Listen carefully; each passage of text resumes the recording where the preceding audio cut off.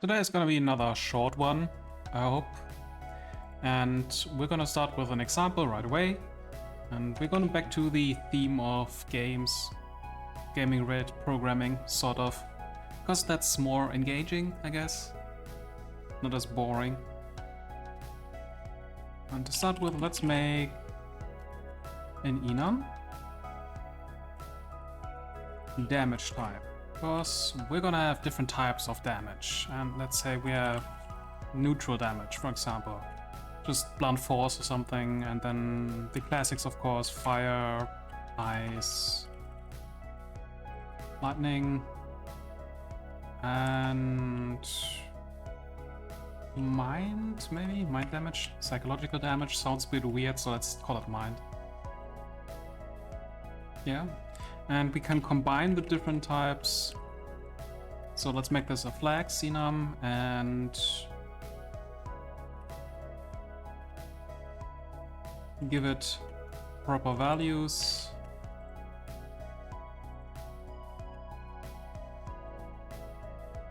So we can combine them safely. And you know what? I feel like it. So let's do it in a byte, because we don't really have a lot of values right now. Let's reduce the amount of memory we need. Now, when we cause damage somewhere, we have a specific type, and we wrap that up in a special struct. I'm going to use struct for that. Struct damage.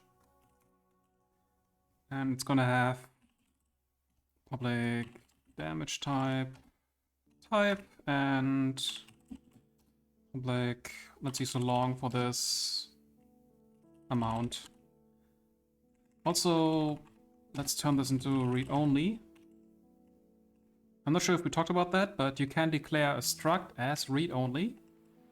The only rule is that all the members have to be read-only as well. And this is sort of an immutable struct now. Once it's created, that's not really immutable. It's,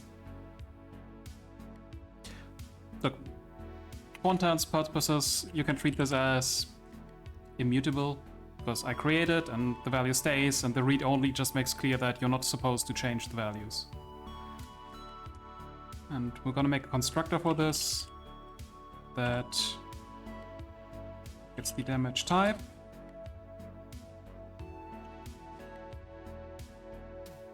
Sometimes autocomplete is nice and works, and sometimes it doesn't. Today is a good day, it seems. So we can set it directly, and let's give this a name as well. Just so we have a specific label for undefined damage type. Just means no damage, basically. So the default value, despite it being read-only and having constructor, would still be everything is set to 0, just like every struct. So this would still be just the label none, since we have it now defined. Otherwise it would have an undefined label, 0, and amount would just be 0, which is fine because it's a long. So I can do this now. Damage, sword damage, maybe I swing my sword, I have just neutral damage and maybe 10. Let's keep the number small for now. And then maybe spell. I have a magic spell that does some fire damage. And this one is a bit more hefty. This does 15 damage. Right? Okay, let's remove this since we can. Clean this up a bit. Now I have 2 damage types. And let's say I do both of these at the same time. Maybe it's not a spell, but an enchantment I have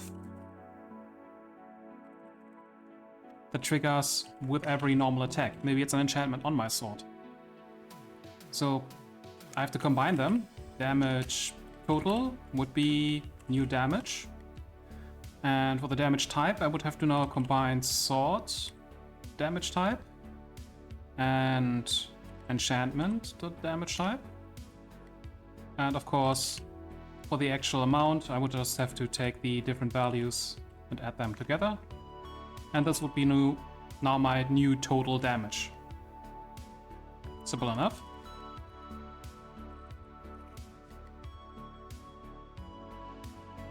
This is a bit annoying to write out every single time you have to do it, especially if there may be other damage types included. Let's see. Maybe I got a buff applied to me, and this does a mind effect on my enemy. It's weak, but it's always applied, maybe. And I have to add that as well. And I either have to add that in here, or maybe have a new damage total that includes the buff as well. And that's so much to write. Don't like that. So let's put that in a method first. Make our life a bit easier. Let's maybe make just a static method. Static damage combine. Damage A, damage B. Like that. And we can just copy this code out here. Return, and then we just do A and B and B. Combining two of the same type will not change anything, it will just increase the total amount. So we can do damage.combine, sort, an enchantment. Alright, that works. We could, in theory, extend this to a params arguments, so we can add as many damage types as we want. But all of that is a bit programmy. Like, it's very much, I call methods to combine things, to create new objects, and all of that just to express that I want to combine these different types, which is fair enough. This is a programming environment. We are coding. It's not meant to be convenient necessarily, but we can make it more convenient for us. C# offers the option to reuse existing operators that you already use all the time for your own custom types. So operators that so far have been exclusively used for predefined types, built-in types, like adding two longs together, can be applied to your custom types as well. You just have to tell the compiler that you want to do that and what's it supposed to do to make that work. The mechanics of this have some limitations, and they have some drawbacks as well. We'll get to those. But basically, if you have created your own type, you can create most overloads for operators by just following the basic structure of having a public static method. This is important, it's always public, always static. And now we're gonna overload the add operation, the plus operator, and it's supposed to return a damage. We basically want to turn this combine method into a simple add operation. So we have to set the return value for our method that we're creating to damage. Now things get a bit weird. Usually I would have the name for our method again here, but operator overloads are a bit special, so we're gonna follow this up with operator, which is a keyword specifically for this use case. And another weird thing, we don't follow this up by name either, we follow that up with the operator we're changing, which usually wouldn't be allowed. I can't use a plus as a name for a method, but this is an operator overload, so a plus is the name for the method. We just want to create a new method that applies to this name, the plus sign. It's a bit weird, I get that, but once you just learn the basic structure, it's getting pretty easy. It's public static, then a return type, which could be anything, really.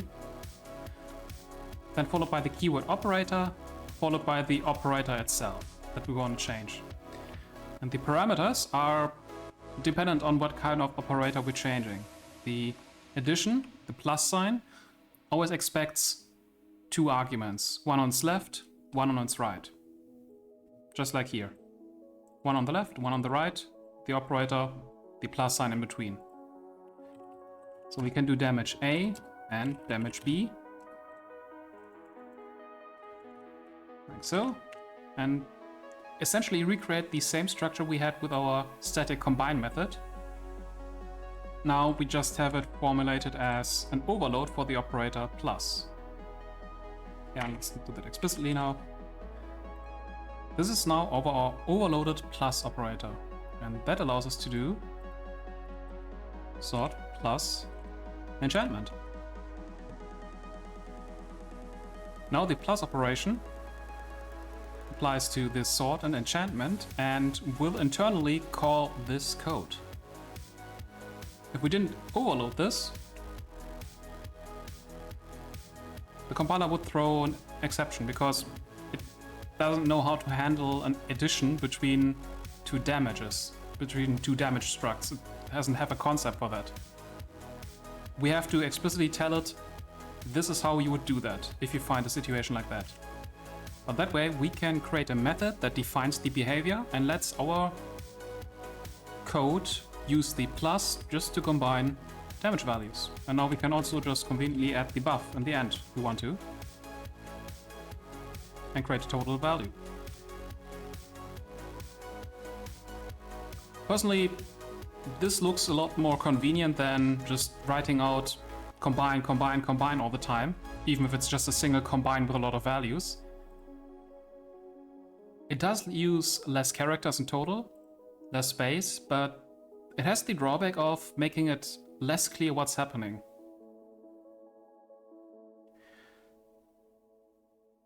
Right now, all you can see is we have these different variables and we do a plus. Thing is, we know these are custom types, so we know that this plus must be an operator overload. This is not a standard addition, meaning this is not an addition necessarily. This could be anything. And to be really sure what's going on, we would have to figure out what this code is doing. If we do not have access to a documentation that describes it or access to the code itself, we have no idea what this is actually doing. There's no way to tell. We do know that this happens first and the return type is another damage which is using the same operation combined with this buff again. But there's no way to know for sure what's happening on the inside. There are side effects that can occur. We'll talk about that in a bit. And it can make the code less readable. If you know exactly what it's doing, it's great, it's easy. I combine the damage from different sources into this one total damage. If you don't know exactly what this plus sign is supposed to do in your custom designed addition operation, you're completely lost. I mean, you can infer things, sure. You can guess what it's doing, pretty accurately, I guess. But you can never be sure. Even if you see the results and think, oh yeah, that matches my expectations, you can't be too sure, especially because of side effects. See, I could also change this from a read-only struct to just normal struct. So I'm perfectly fine with changing the values later on. And instead of this, I could turn this whole thing into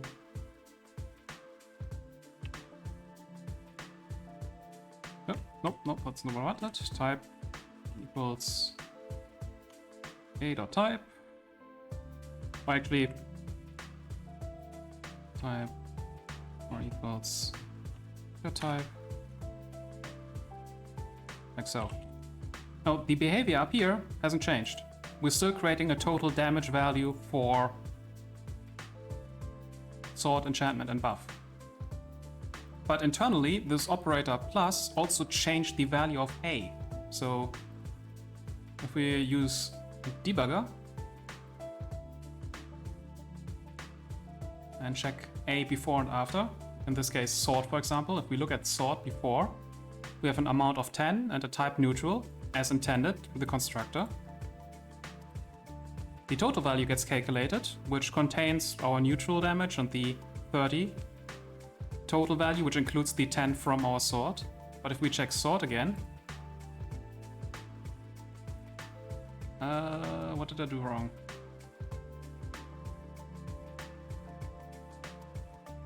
Oh, right, sorry. I used the struct, and I returned struct value, so that is a moot point. Okay, side effects would apply to classes, of course. So again, sword 10 damage neutral, and now the sword is 30 damage neutral, fire, and mine. Side effect. A term just describing that your actions have other non-visible direct effects that you should know about. By turning this into a struct, this doesn't really affect me that much because damage A is already a different value. These are not references, so this damage A I'm getting is not sword anymore.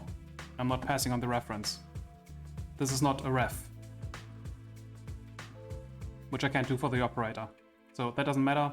It would matter if this was a class. But let's go back to the original read-only, because I really like read-only structs.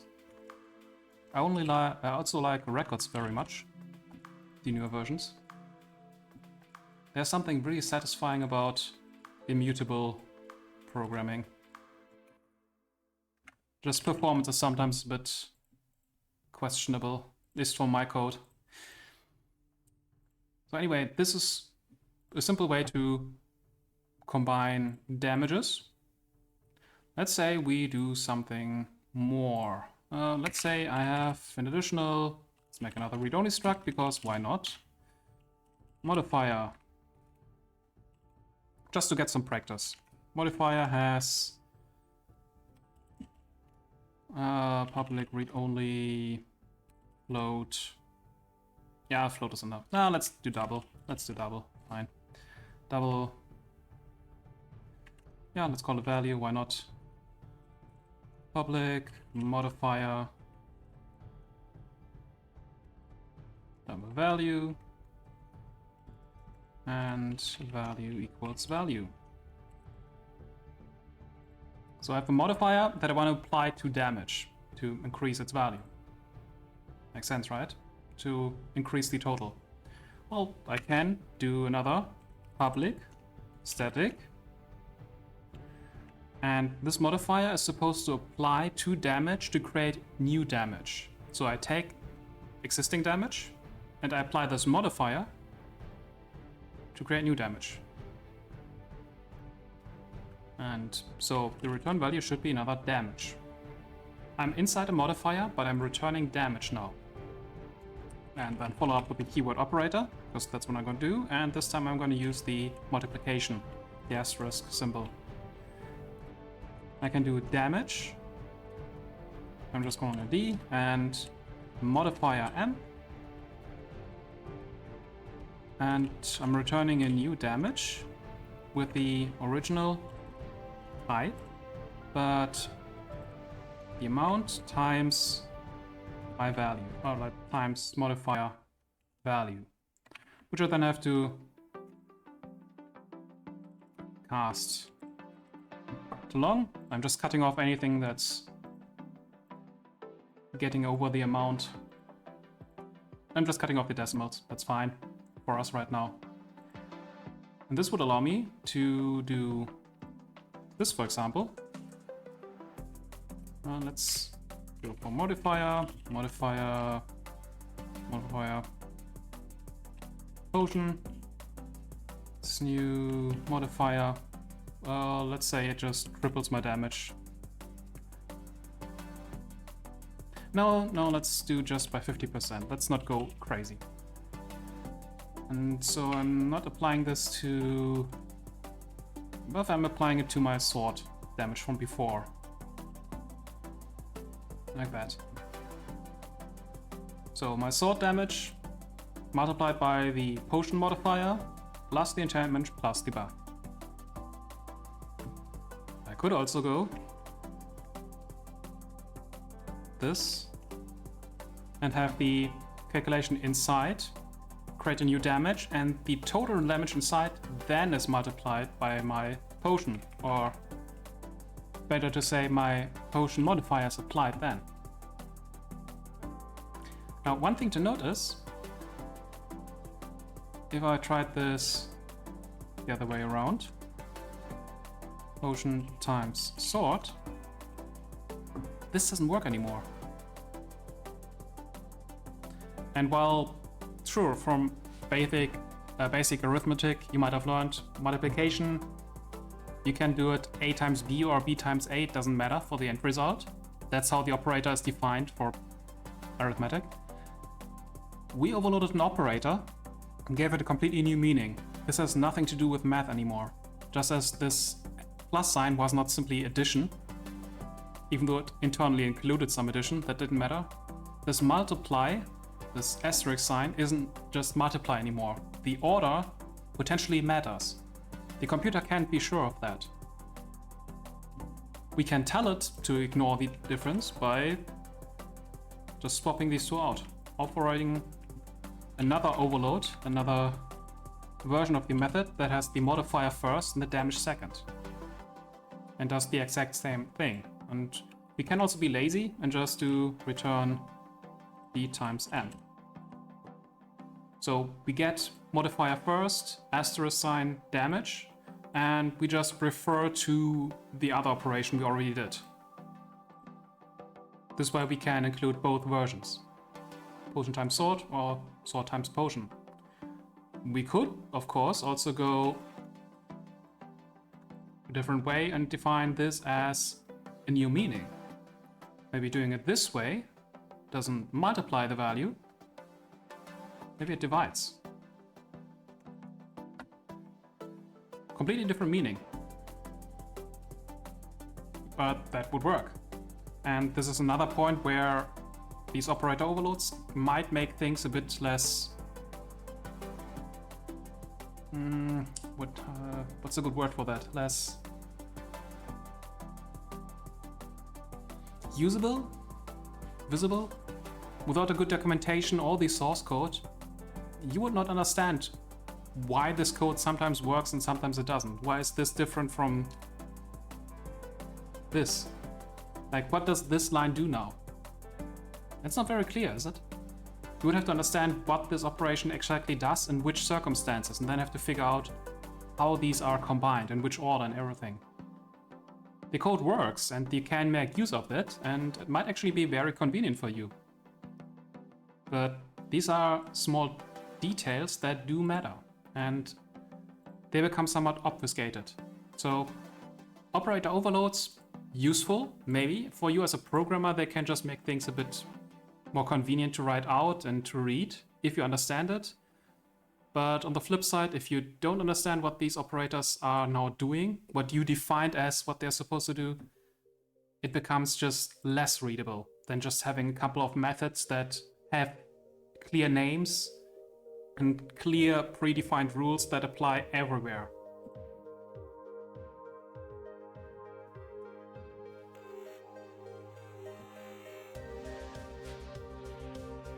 Going a bit further.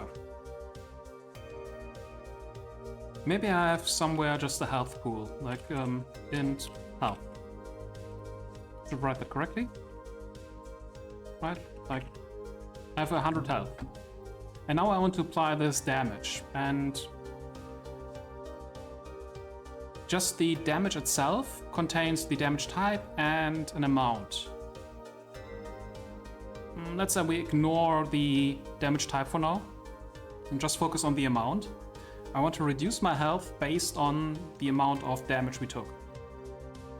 So I would take health and subtract the value we get from the amount.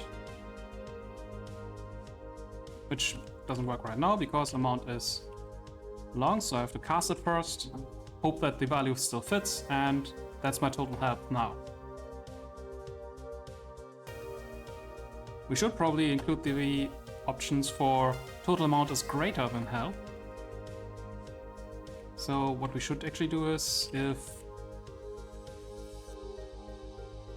health is less than total load amount, just health equals 0, and otherwise health, otherwise total amount with a cast to int. This way we can be sure that we always fall to 0 and that this cast will not break anything, because if we have to cast it, it means this health was less than amount, which means total amount was larger than the maximum value integer can hold, at the very least. Usually actually lost less than, but we always know that if total amount is greater than an integer, and this would actually cut off values, this would definitely trip up first, because health could never have enough data inside it, could never be high enough to, well, you get the gist. So actually calculation here would be a bit more involved. Why don't we make this a bit easier? So we just go public, static. This time let's go with int operator. We do a minus, and then we get an int on the left, health, and damage on the right, and then we do exactly this,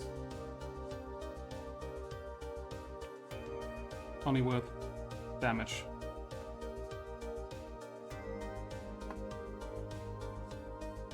Now we can actually go health minus equals total.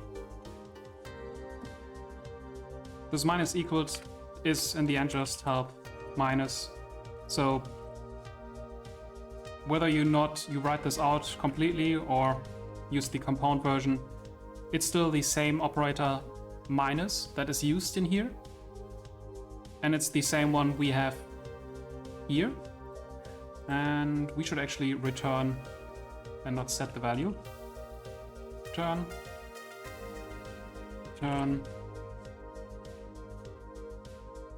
Like that. Now this is a proper value, and we can also skip this because of the return. Okay, this looks better. So let's actually see that in action.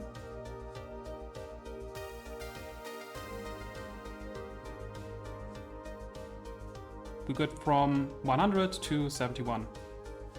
Please pay attention to our weird modification. And we can actually debug this when we go through it. Let's actually set breakpoints in here. And also in there. Let's redo this. So we are first multiplying modifier damage, potion, and sword. Then we're multiplying, quote-unquote multiplying, damage and modifier. This is for the end result of these two times potion. And now we have the end result of this added to the enchantment. And the result of that is now added to buff. And that's our total. And now health is 10. And the total then is determined by subtracting that and getting the total health.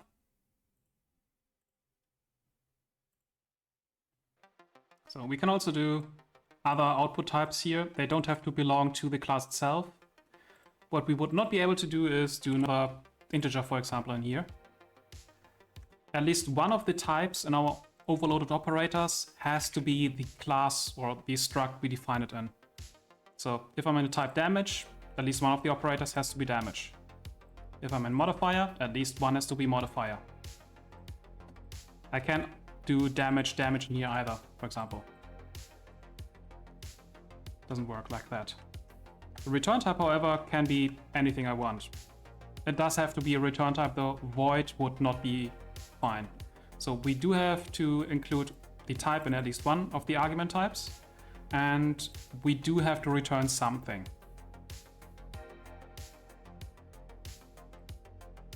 So technically, as you saw earlier, we can have side effects. We can use a class and then have the class be modified through our operator. That is fine if you want to do that, which might be interesting. There are interesting operators you can overload that you might not be aware of, actually. Okay.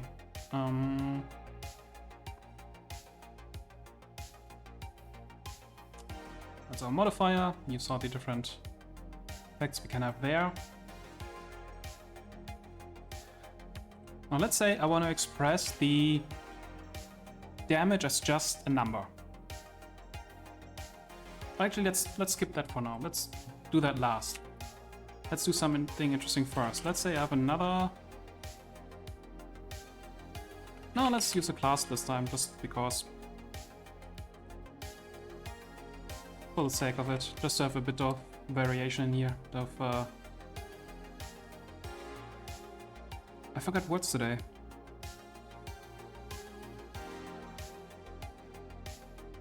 Doesn't matter. And armor has, let's say, public. Let's use properties this time.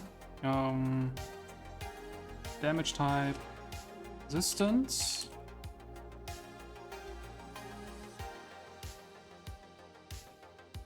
And public long defense. Public armor. Armor. That's better. Yeah. Autocomplete to the rescue. So my armor can have resistances that just negate the attack.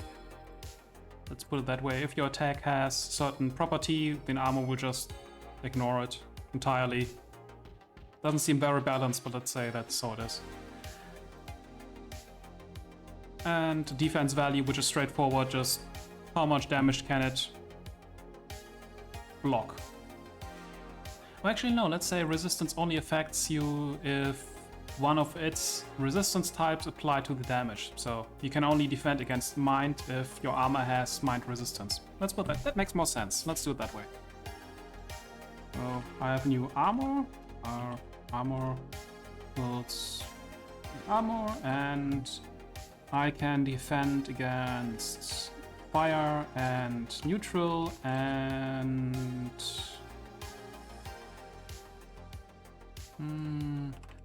let's say lightning.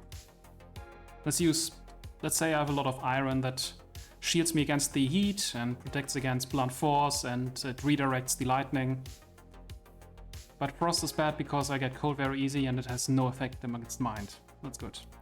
But I have a solid 20 in defense. That's good.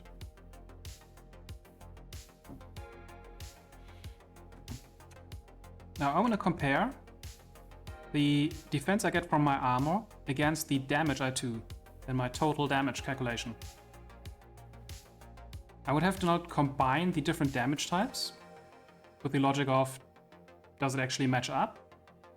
And then have to calculate the defense and damage values. And I don't want to do that in a method, I want to use another overload. Let's use public static. This time the return type will be bool, because we're essentially just asking a yes or no question for this one. Operator. And the operator we're overloading is less than. And we'll get two values. On its left side, we'll get an armor.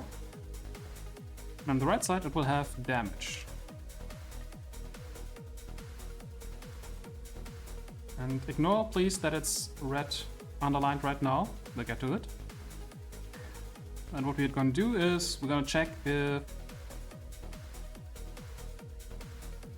how can we do that? Okay, let's make a simple bit comparison. If armor dot defense and damage dot type, we just make a bitwise comparison greater than 0. And it's not letting me do that.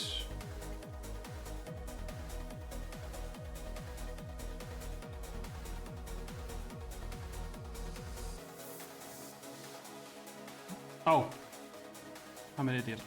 Resistance in type. So this is actually no. If this is equals 0, or we could also go for none. In theory, makes it a bit more clear. Then return true. Actually, so it's gonna return true. And in any other case, return armor.defense is less than damage.amount. What we're gonna do with that is if armor is less than our total damage, only then do we actually decrease our health. That's the point. If the armor is less than the total damage, health damage. Of course, we kind of ignore the armor value. Right now it's just an can it block, can it not block. Again, not the best design, but for the convenience of our examples here. Now note how we have defined only armor and damage, not damage and armor. So same rules apply. Total, damage, not damage, armor. This one doesn't work, is not defined. And we don't do that by, I mean, in theory, could create another overload, like so, like we did with the multiplication earlier. Right, and allow this again. That's one. But the whole concept of is the armor greater than total is not defined. All we gave the system is we have... Oh, that was a bit too much. Let's go back to the overrun, like that. All we have defined is the calculation for is armor less than damage. Yes or no? But we haven't cleared up the rules about is it equal, is it greater, what is it then if it's not less than? Because there are at least two options. It could be equal, it could be greater. Which one is it? It's not clear. So we have to, for this type of operator, for comparison, specifically in this case the less than, always include a counterpart. So for less than, we have to include the greater than. In which case it's just the opposite.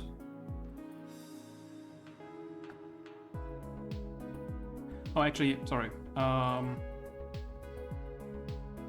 is greater than.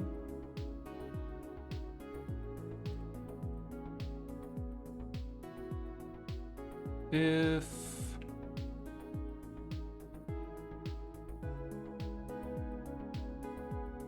what did I say? If we have at least one matching type. Right. If we don't match up on the type, we definitely are not greater, and otherwise we're only greater if our defense is greater. Okay, so this clears it up. And now the squiggly line is also gone because we have included the counterpart. Otherwise, the compiler would have complained about it. And now we have clear distinction between less than and greater than, but we still have only defined one type. The comparison doesn't care about the order. Or does it? Right now it's switched to greater than, so total greater than armor should be defined, but it isn't. Because while right now the logic is pretty simple, these operators are always booleans and we compare the two values, we still have the issue of position can mean different things.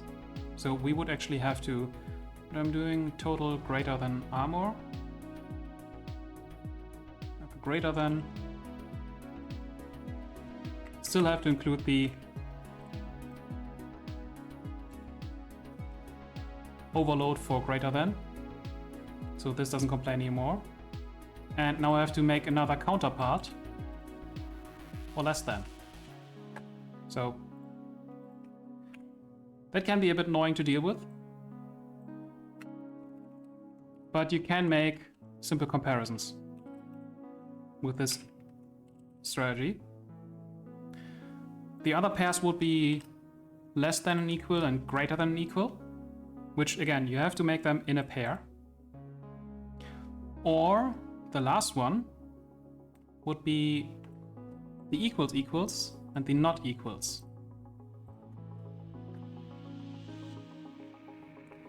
And here's something interesting. Let's first go back to the original. Just want to have the code work. That's the most important part for me right now. I can do something like public static bool operator. Let's do the equals equals. And we do armor as the first value. Armor, armor. And let's do another armor for now. Just the sensible one. We compare two different armors. So we just call them A and B. And make a comparison. A dot resistance is the same as B dot resistance, and A dot defense is equal to B dot defense. Alright, that's our comparison. And we get another error here because we haven't made the counterpart, so we have to do that as well. Resistance not equal to B resistance, or defense not equal to defense. Like that. We could also do A equals B and then negate the boolean that we get back. This way you only have to write the logic once. And of course you might also implement the equals or iEquality interface. So you have an equals method, or maybe you have a compare to method if you implement iComparable, in which case you can refer to those methods. What I didn't do earlier here for these two, I can, instead of doing this, of course, do combine A, B, and just reuse an existing method, and now I can do the method, or I can use the plus operation. Both work the same way, literally. The same code is executed.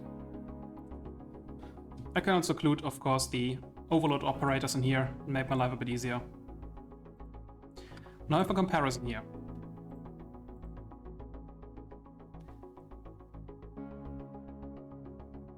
Let's do an example. Armor trash. It's new armor, damage resistance none, and defense is 0. And I can do comparison if armor equals trash, then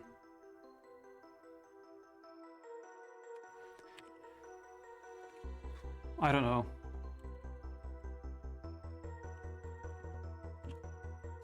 It's not good armor. Whatever.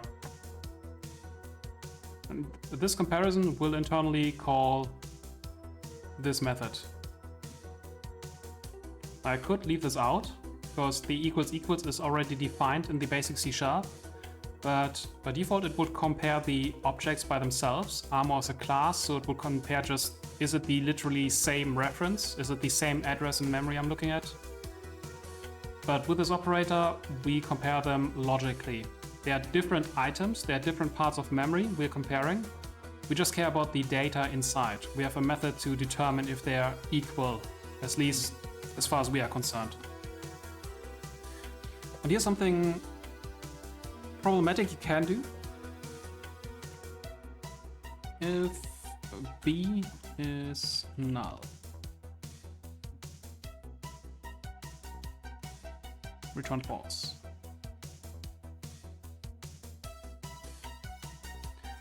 Now, it will complain right now about nullability, but I didn't enforce it as an error. Otherwise, I would have to actually do this. But basically, I can now pass on comparison with null and have it trip over this code. Execute this right now. Let's do so what read key. You can see the output.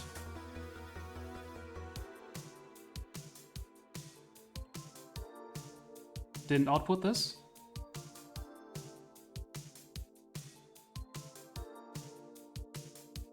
And we can go for true. I did output this. So we passed on null, the actual C# keyword null, the zero identity, the zero reference, the meaning that no value. And we know armor has a value, and armor is definitely not null. We have an actual reference. But our comparison here determined that, no, this is null. Now before, I returned false, in which case, yeah, definitely not null. This makes sense. This would be correct. Returning true, however, would suddenly say that, yeah, if B is null, that's A, definitely. We don't have to compare. A is definitely null. This is a bit of a danger. And this is why sometimes you can see its recommendation to use is. That's also why I always use is, or a newer version is not as well. If I want to check for null, I want to check for is this actually literally null. Because the is cannot be overloaded by an operator. Not all operators can be overloaded. There's a select list. There are quite a lot of them, but is safe. Armor is null will always check actually is this really null. But the equals equals can be overloaded, and so in theory you can have code that decides that yeah, this is null. So that's why if you check for nullability and it's important, you probably should use is, or do something like reference equals and then armor null, something like that. But this is the preferred way, and the reason you get recommendations for that is because you can overload the equals equals and do nasty stuff like that. Speaking of if, there's a strange pair of operators, really strange pair of operators, that you don't actually call yourself, but that get used in the background a lot for a couple of different things. And I'm just gonna destroy this quickly, because we don't need it. And what this pair of operators would allow you to do is essentially turn your value into a boolean without it being a boolean. I know I'm not talking about that, we'll get to it. But right now, I'm checking if armor. Well, armor is an armor, it's neither true or false. Well, the thing is, I can actually public static bool operator true. I said true.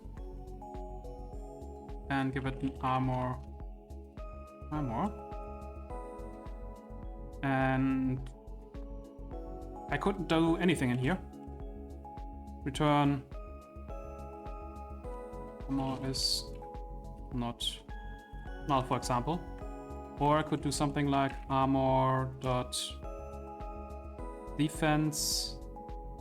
No, armor.resistance is greater than 0, so it has at least one resistance, and armor.defense is greater than 0. So if it can provide any defense, if it's actually acting as armor, it returns true for true. You can see it's underlined because this too has the counterpart false. And this time I'm defining it myself. It's less than or less than. And these true and false operators are actually operators that are used by C#, as weird as that sounds. And they get called, for example, inside this if. Now don't be confused. This does not mean armor is now a boolean. These operators are used in special circumstances where the language needs to interpret a value for a true or false statement. And these are, for example, the if, or a while, or for, like the classic loops where you have a condition. Basically all the conditions. And that includes also, by the way, things like the ternary operator, the dot something else, right? That operator. In those cases, the armor can be, type armor can be interpreted directly as yes or no. It's true or false. So if armor,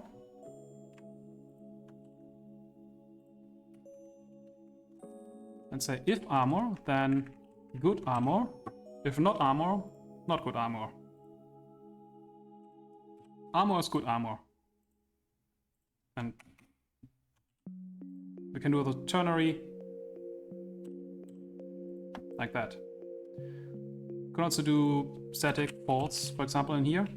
Let's do it this way. Put it in the true. This is now not good armor.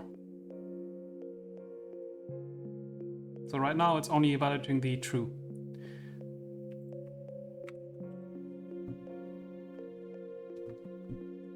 So in cases like that, your value gets interpreted like a Boolean without being a Boolean.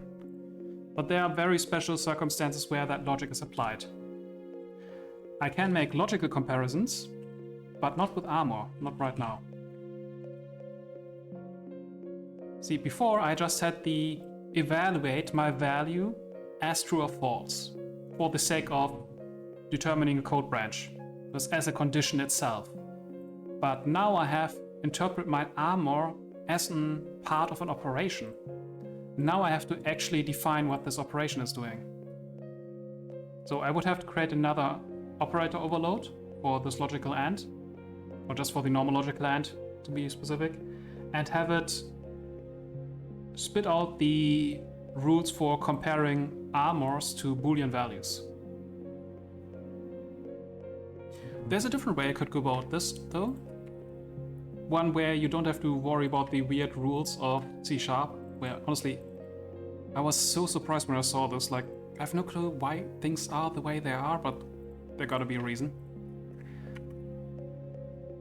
We can provide a way for the computer to just translate armor into Boolean. And then just apply the rules that apply to all Booleans. So we could do public, like I could just make a bool, public bool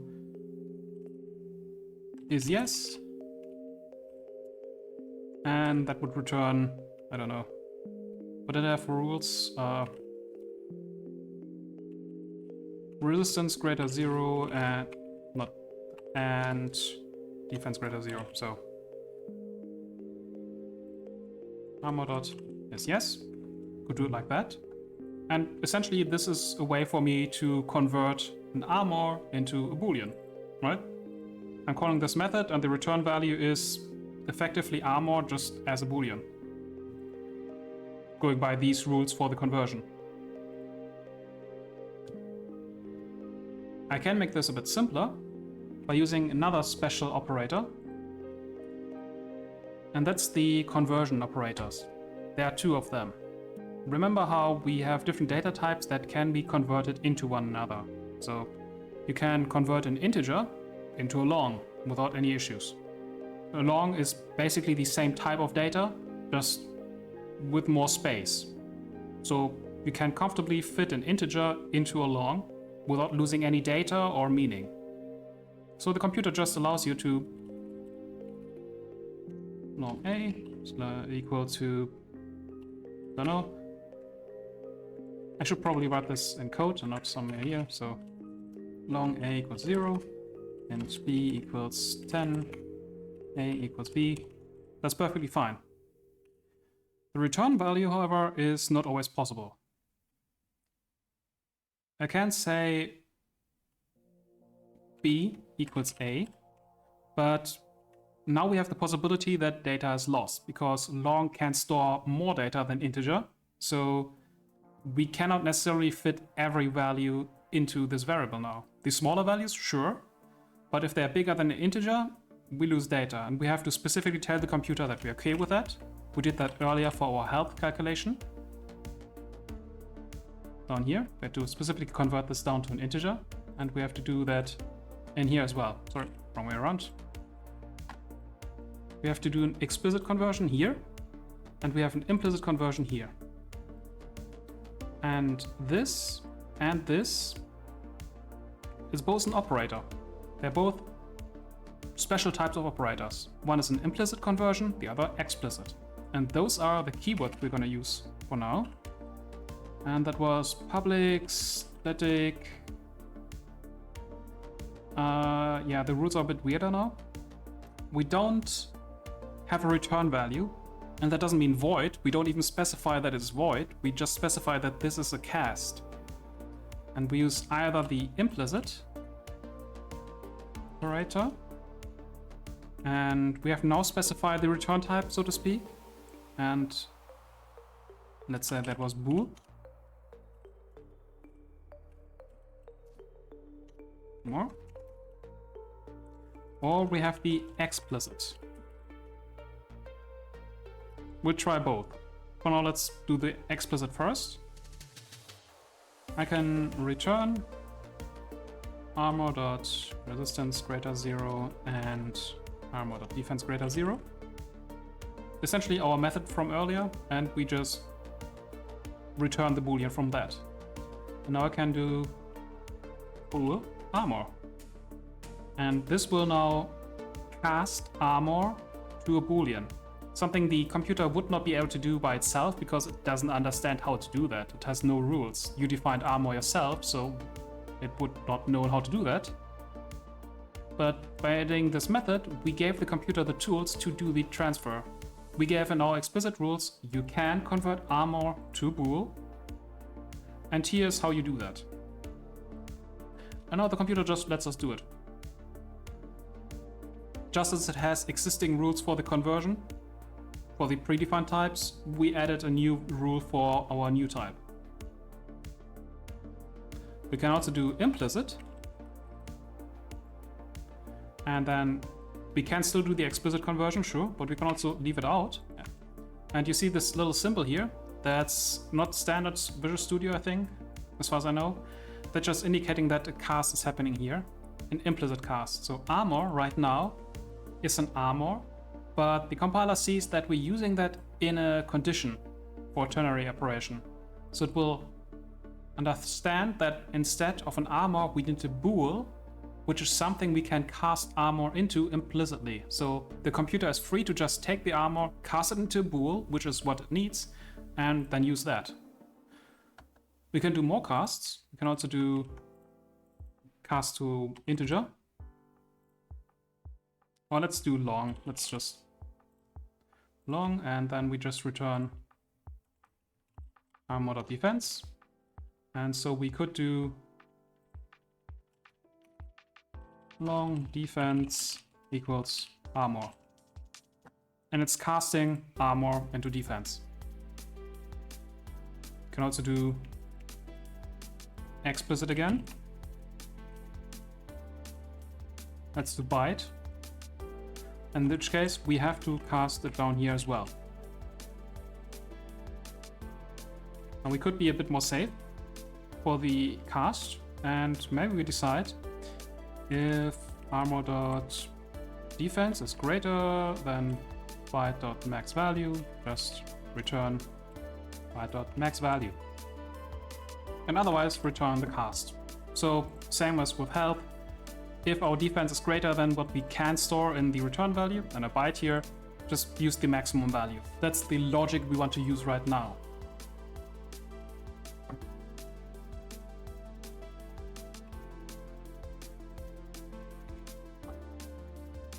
We basically tell the system we're fine with losing data, just cast it according to our rules and store it in this defense.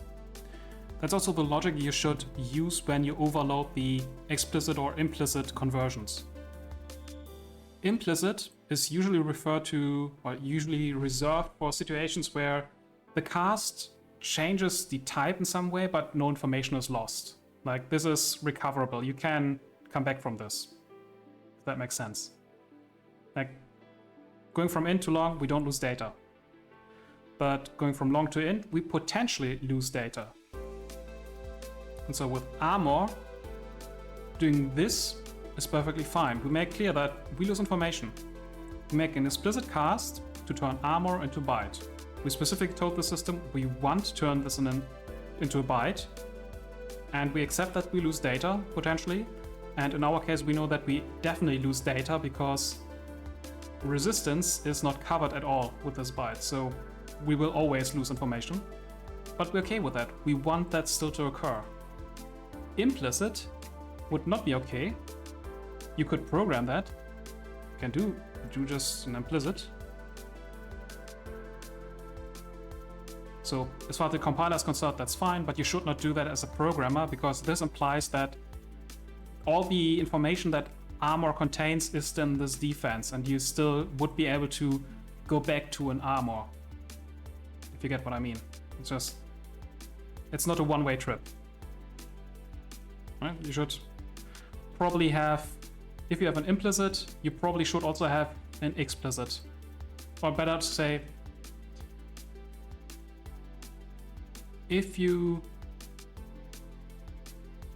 have an implicit conversion, that means the type you convert to, or implies that the type you convert to, can store all the data you had and potentially more. So you should also provide a way to return the implicit conversion, but that will usually be an explicit conversion, since the implication was earlier that the new type we cast into can contain more data. So you can never be sure if it's possible to go the other way. Just think of it: small to big, cast implicit, that's fine. Big to small should be explicit, you lose information, potentially.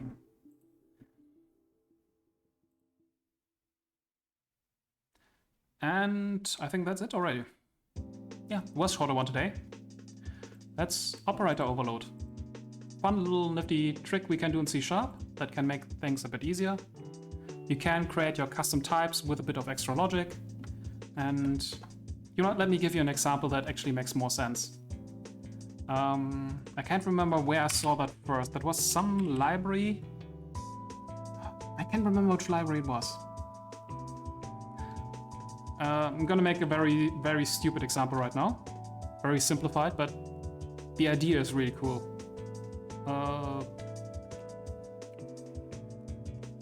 Path. And that has public string path. Let's do like this, and sure, like that, why not? Public static, and return is file path. Operator. And we're gonna use the division operation. File path A and string B. And this is gonna return path.combine A.path and B. Forward. And wrap that all in a file path. New file path. And then we're gonna do the same again for file path and file path, just for completion's sake. Like so. And this allows me to do fun things like string. Well, let's just do a new file path for now. File path. C program.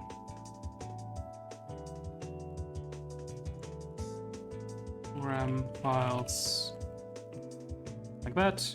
And I can do file path or files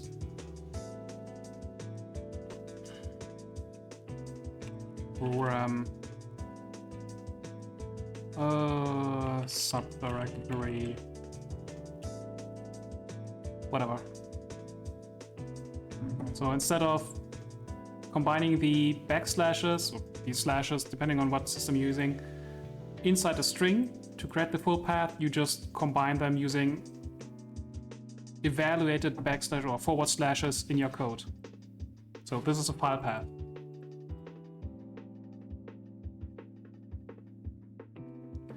And if we now include the option for casts, public static implicit operator file path string s return new file path s. So we didn't cover that before, but yeah, you can convert into your type from another type, and I did that implicitly because we don't lose information. I'm literally storing the full original values, so I can always return to string. Should probably do that as an explicit in return. Explicit operator file path. There's now string file path f and return f.path. Okay, so we can go forward and backwards.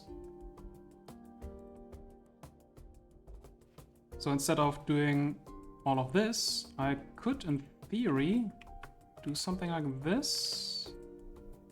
No, it's not understanding what I want to do now. Okay, in this case, it doesn't work, but I can do public static void check file path.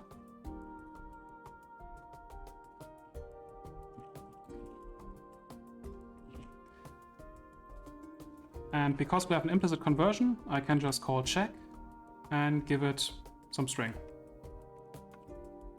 And the string is now implicitly converted into file path, which is needed for check.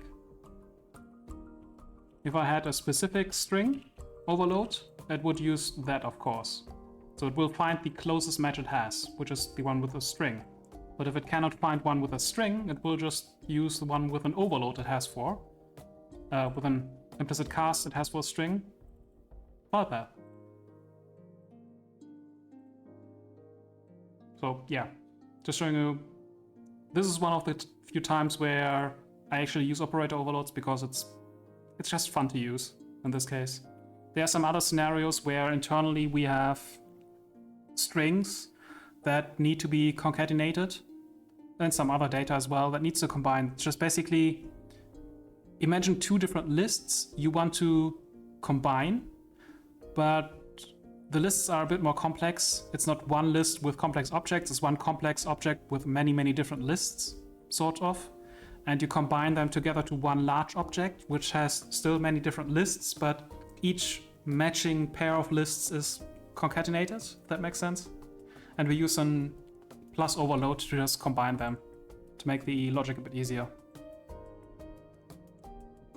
Plus a lot of shenanigans with implicit casts here and there and operator overloads. It can make the code look a lot more appealing to work with.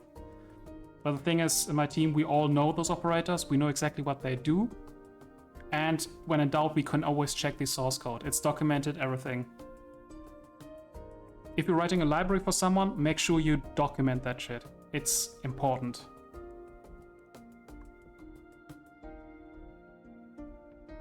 Otherwise, have fun with operator overloading. There's not really any homework. I don't think you need it. The only thing you should do is read up on the rules, but that's always public static in front. Then either implicit or explicit, or a specific data type, followed by the keyword operator, followed by either the operator you want to overload, or the type you want to cast into with an implicit or explicit cast, and then you add in brackets just the arguments you have. It's always the same rules, no big deal. Alright, go have fun. Bye bye.